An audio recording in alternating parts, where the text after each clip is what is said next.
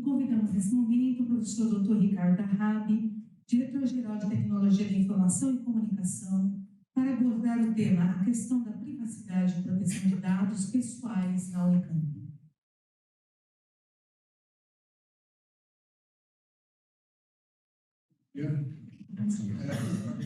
Não tinha nenhum docente nessas coisas, vocês perderam a esperança, tem que ser um docente não tem, nunca vai ter linguagem em si. Um dia eu sou, então, uma ano já anunciou, eu sou diretor-geral do TIC, mas eu tenho um outro chapéu que é o encarregado de proteção de dados da universidade. DPO, como se diz em inglês. É um cargo que eu acumulo com força fácil de ser diretor de TIC, na verdade, mas é uma coisa que a gente vai logo desfazer, porque existe um certo conflito de interesse, ser digamos, o controlador desses dados da universidade e, ao mesmo tempo, fiscalizador de como esses dados podem ser usados. Então, são uma das coisas que nós vamos encaminhar no futuro próximo, além de outras, sobre as quais eu vou falar aqui para vocês. Então, a Lei Geral de Dados, uma coisa sobre a qual o pessoal fala muito agora, é só menos popular do que a nova lei de licitações. Mas ela já está bastante na boca do povo, porque desde 2020, né, quando ela foi promulgada, a gente vem falando sobre ela aqui na Unicamp. Né? Então, lá no início de 2020, aconteceram várias ações aqui, no início dos trabalhos, um projeto piloto para aplicação, tudo isso aqui sobre a coordenação do meu predecessor na CITIC, o professor Paulo Lício, e a Silviane, que vocês conhecem lá da hoje do ESAT, antes do PGA, não é isso? Eu acho que engenheiro.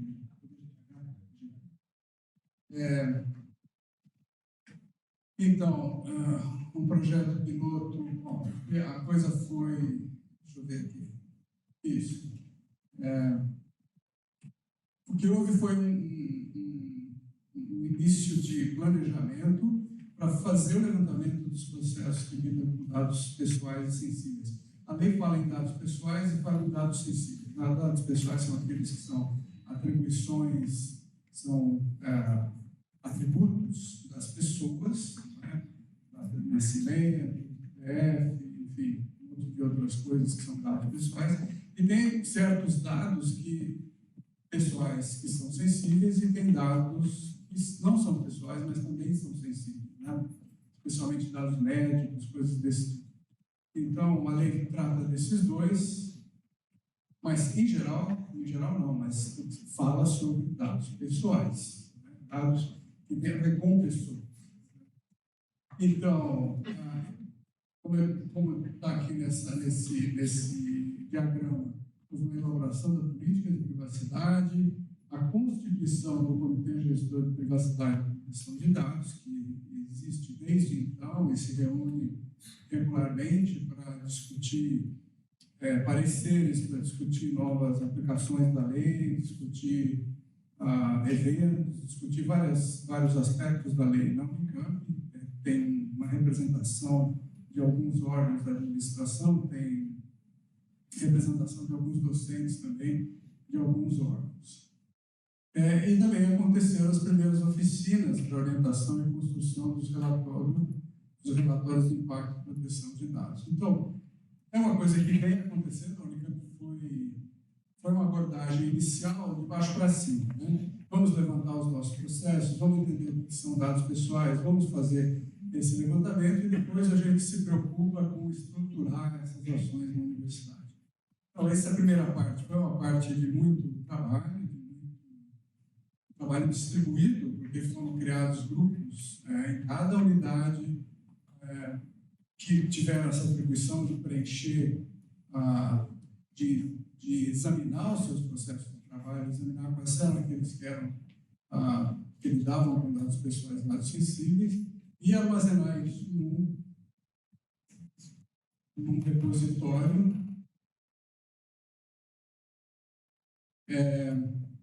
Continuando aqui, o ano de 2021, aconteceram os workshops de sensibilização com os servidores, 370 servidores, 75 órgãos, a oficialização dos grupos de trabalho, como eu disse para vocês, o início do desenvolvimento, na verdade, do sistema de privacidade, que armazena todos esses processos por unidade de ensino, pesquisa ou administrativa, enfim, né?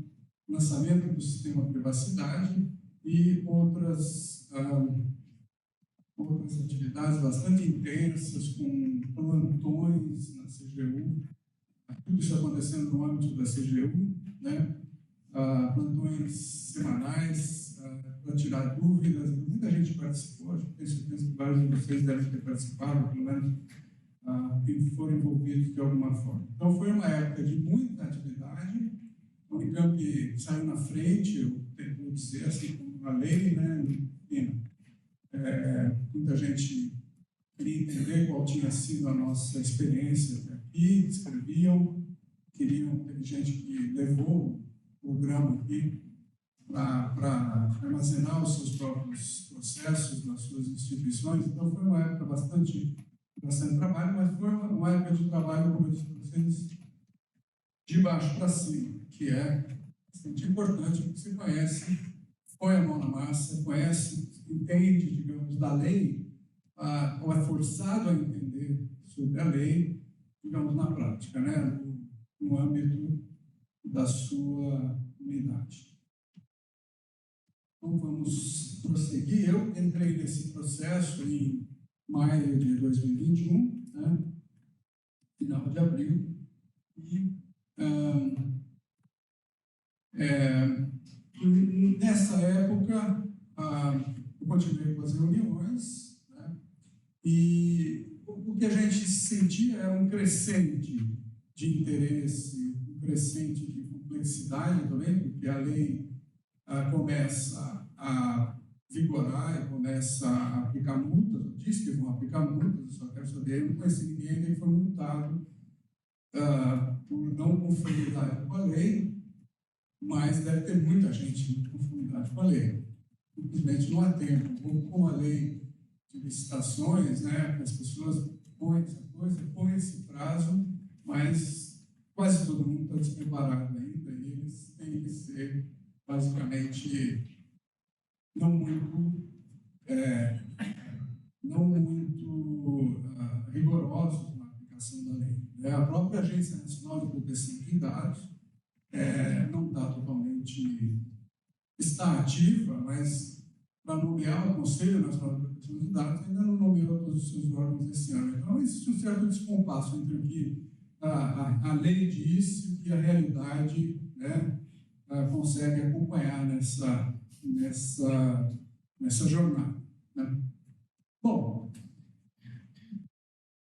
então, mais ou menos, aí mais para o final de 2021, nós começamos a mudar um pouquinho, sentimos que havia um certo, embora esses grupos de trabalho estivessem atuantes, estivessem enumerado os seus processos, o que a próxima fase desse trabalho era analisar esses processos, fazer uma análise de risco e trazer medidas de mitigação desses riscos, né? Mas era uma tarefa que ela ia ser iniciada, né? Foi iniciada, eu acho que a DAC começou a fazer isso, certo, Grandinho?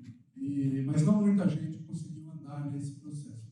Em parte porque existe um certo distanciamento, digamos assim, né, da lei, embora a lei exista, embora, né, a gente sentiu que precisava chegar mais perto das pessoas um pouquinho mais. Então, nós começamos a fazer mais reuniões com diretores, com unidades de ensino e pesquisa, que precisavam voltar agora, à medida que desse pessoalmente, para fazer encontros, para ir lá tirar dúvidas, para conversar com as pessoas, porque a lei, uma vez, sim, em vigor, mas quando você coloca ela para funcionar, digamos, nas diversas unidades, aí é que as coisas começam a acontecer em termos de complexidade, em termos de variedade de situações que você encontra, né? E aí é uma caixa de Pandora.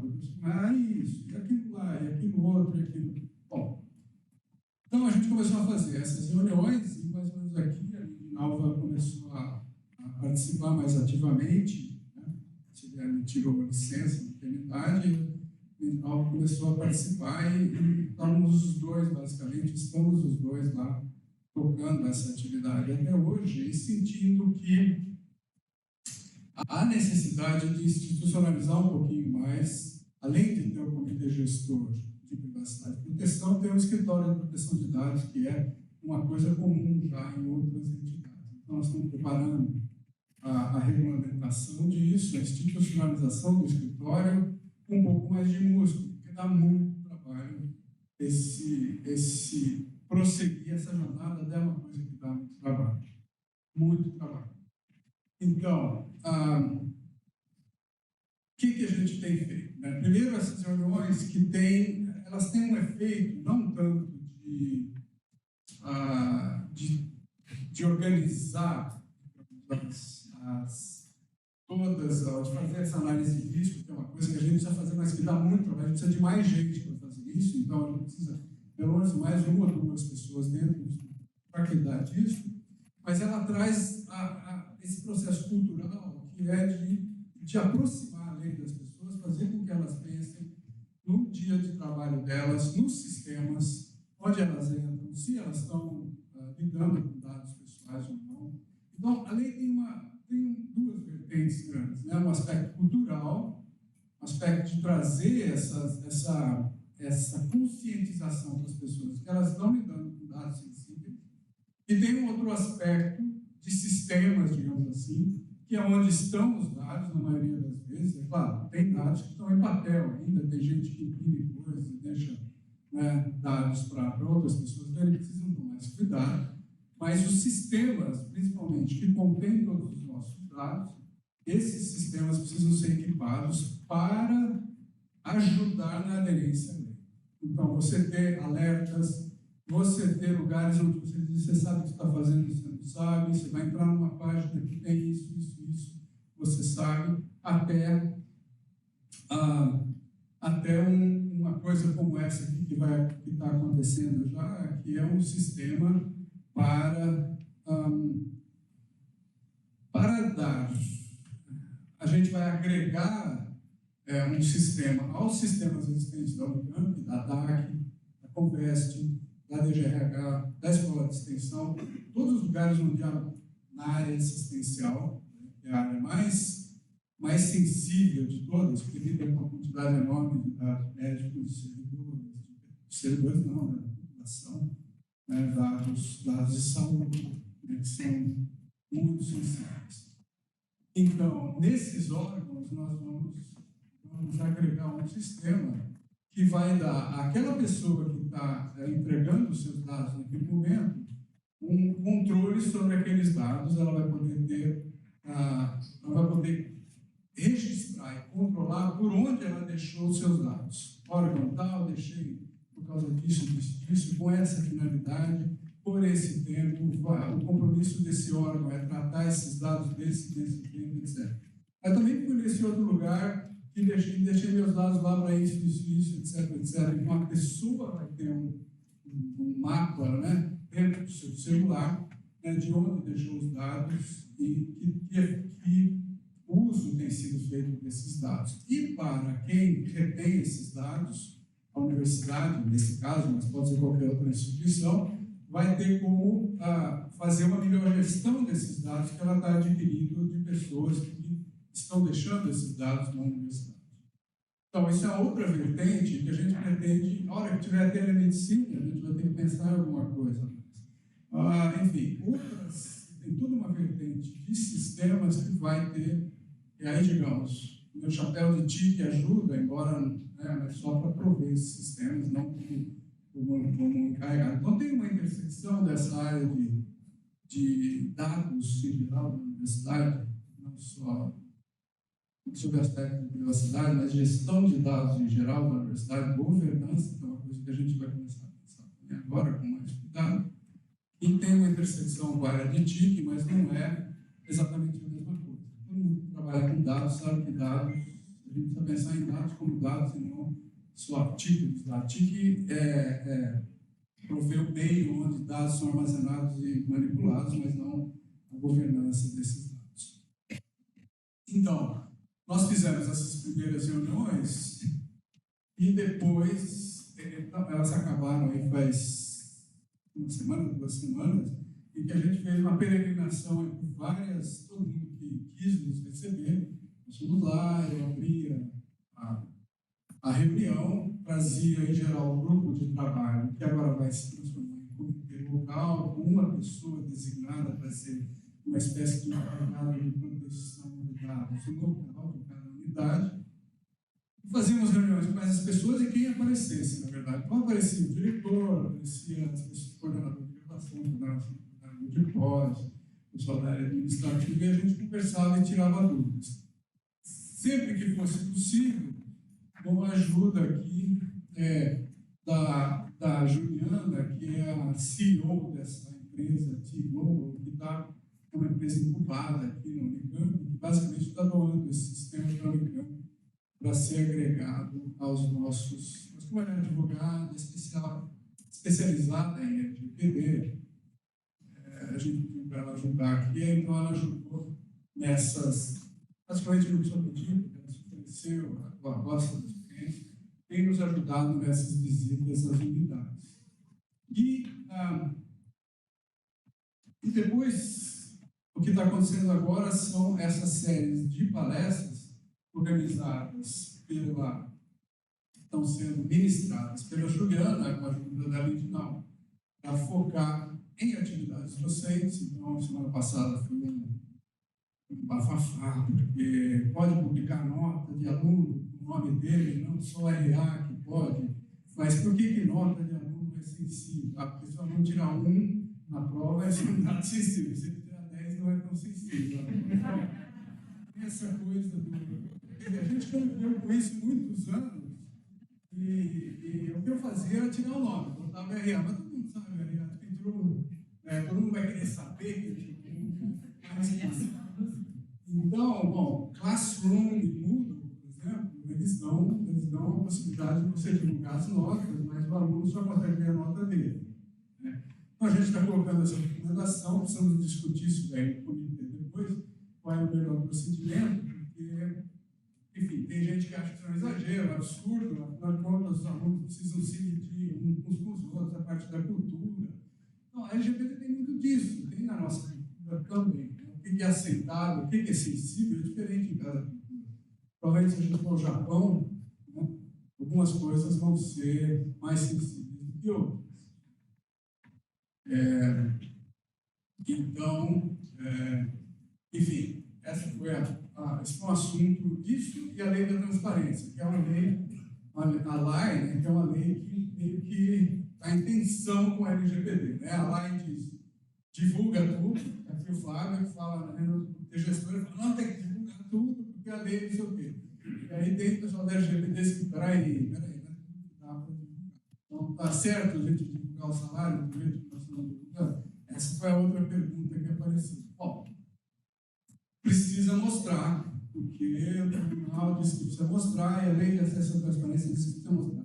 Precisa mostrar do jeito que a gente mostra, né? Com a planilha toda, você baixa a planilha, isso não precisa. Então, a gente está mudando isso também, juntamente com o pessoal de verdade que está fazendo essas modificações lá. Então, essas coisas apareceram muito aqui nas atividades docentes, sem preocupação nenhuma. Tinha professor que falou, nunca mais ficar em nada, que vai ter dado de alunos que não estão infringindo a lei. Não, daí não é assim, vamos conversar e tal, enfim. E essa semana estão acontecendo essas palestras também focadas mais para a administrativa. Então, a Juliana está ajeitando o foco da palestra para ser mais para a administrativa. Tá? No âmbito de sistemas, que eu falei para vocês, tem essa primeira iniciativa.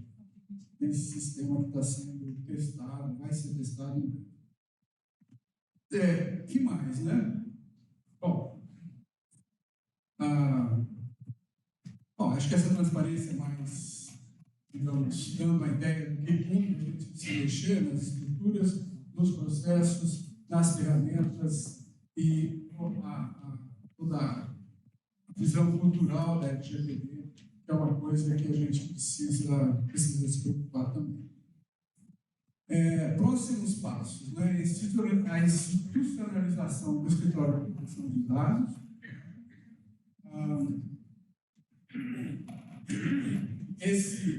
essa experiência com o sistema que a gente está fazendo, está no horizonte. Dia 9 de agosto, o fórum,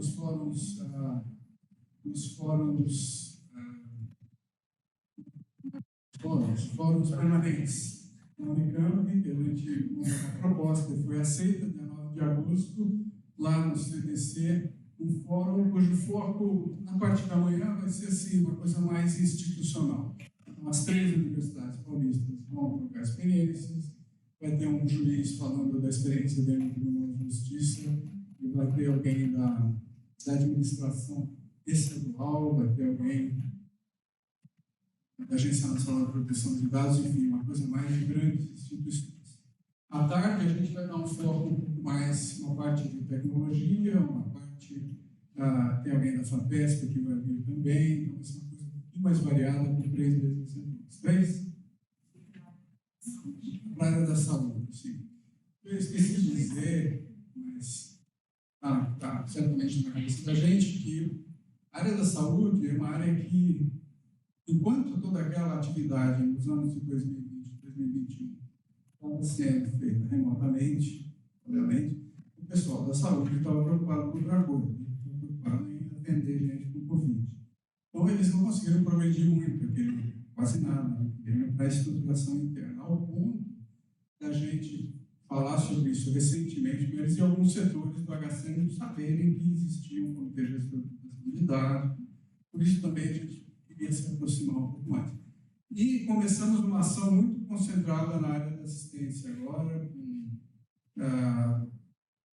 medidas voltadas para eles, não tanto de sistemas, nós estamos implantando um sistema grande da OGH Luz, e também para palestras para a área médica, porque a área médica é bem diferente, né? O pessoal tem a prática de discutir casos. Então o médico chega lá e fala, olha isso aqui, olha esse caso aqui, o que você acha desse caso? Aí mostra lá uma coisa, sei lá, de ortopedia, mostra aí, na coisinha da ortopedia, na foto da pessoa que está lá, tem uma tatuagem, aí todo mundo vai saber de quem é, tem que tomar um cuidado enorme. Tem uma coisa da prática médica, de discussão de casos, de troca de dados médicos, que é parte da cultura. É assim que eles resolvem casos complicados. Então, como é que você compatibiliza isso com a lei? Que é muito chata. Então, a gente está também com uma ação dirigida para a área assistencial bastante forte. No dia 17 de agosto, a gente vai fazer um geral dos grupos de trabalho, esses grupos de trabalho que a gente entende que se tornem comitês locais mesmo. É uma mudança que não é só do nome, mas tendo um comitê, tendo uma pessoa responsável pelo comitê, também dá um caráter institucional para isso. Dia 10 vai ter uma palestra para a área da saúde e com representantes do Ministério da Saúde. Então, esse é o nosso desejo, né? Acho que a gente é referência em parte para algumas coisas, né? As universidades públicas, enfim, estamos nesse caminho.